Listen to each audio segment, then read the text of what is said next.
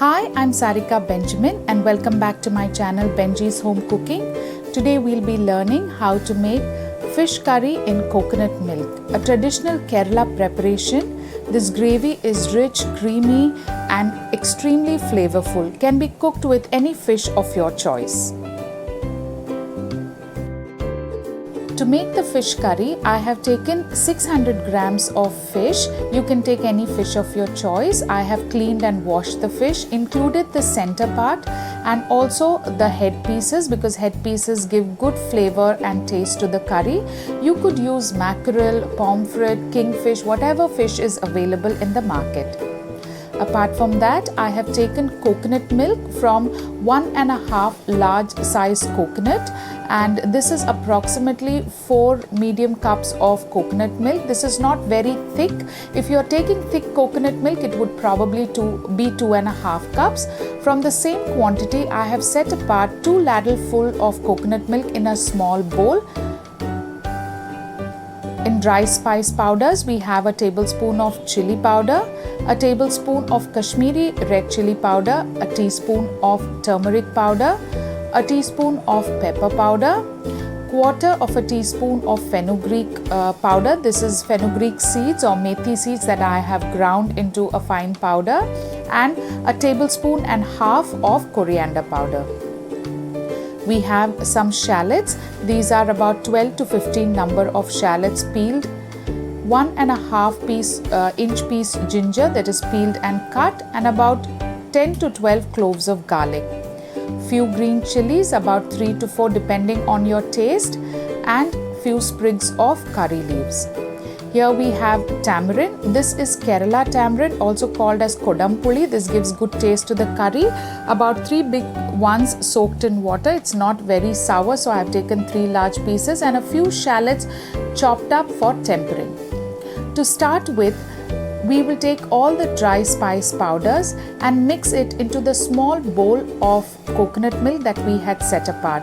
The idea to mix it with the little quantity of coconut milk is so that we can get the coconut milk smooth with the spices in and there are no lumps. So we are going to mix it together till it is nice and smooth, ensuring there are no lumps of any of the masalas. So here is our spice mix. In a mixie, we are going to put the cloves of garlic and the ginger and grind it to a coarse paste. And this, you can also use a mortar and pestle if you have. I have just made a coarse paste. It's quicker than using a mortar and pestle, but you can use it if you like. Repeat it with the shallots as well. Here also we will grind them into a coarse paste, not a fine paste. So here both our masala pastes are ready, the shallots and ginger and garlic.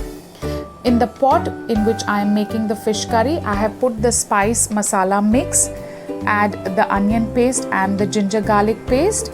To this we will add the coconut milk, around 3.5-4 cups that we had set apart, and mix it well. This fish curry is very creamy, very tasty, one of my favorites. To this we'll add curry leaves and salt according to taste. Mix it well.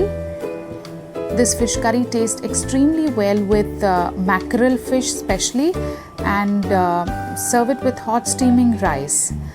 Once you mix the salt well, we will add the tamarind or the kodampuli. I have used 3 pieces because my tamarind is not very sour. You can adjust the taste.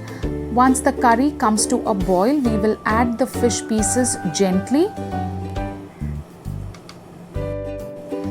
Fish is a very tender meat and does not take a long time to cook.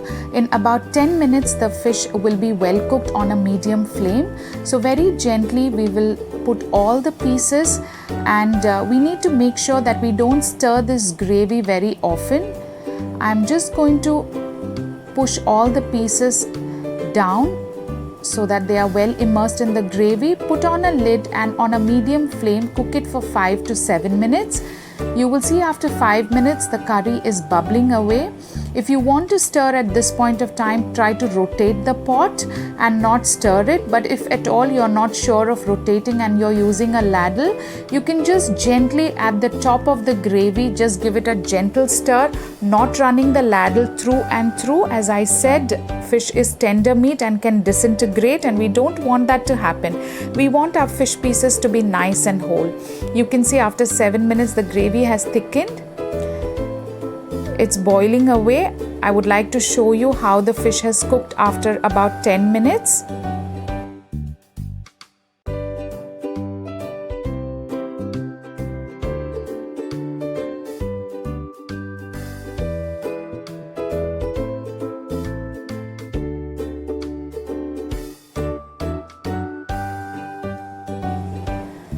You can see the fish has nicely cooked. It's tender. And our fish curry is almost done. At this stage, we will keep the flame on low and we will prepare the tempering for the fish curry. You would have noticed we've not used any oil or tempering thus far. So for the tempering, I have kept a pan, added coconut oil. I love the flavor of coconut oil. It's also very healthy. To this, once the coconut oil is heated, add few curry leaves and green chillies.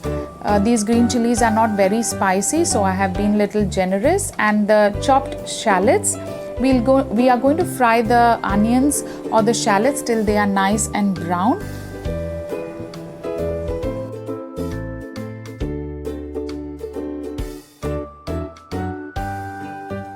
Once the onions are nice and brown, I have switched off the flame and we will put the tempering into the fish gravy. The fish gravy is also switched off. Make sure you don't stir the tempering through and through, but just gently with a ladle spread it on top. This is just to ensure that we don't disintegrate the fish pieces. Keep a lid and let the fish curry rest for about half an hour and it's ready to serve after that.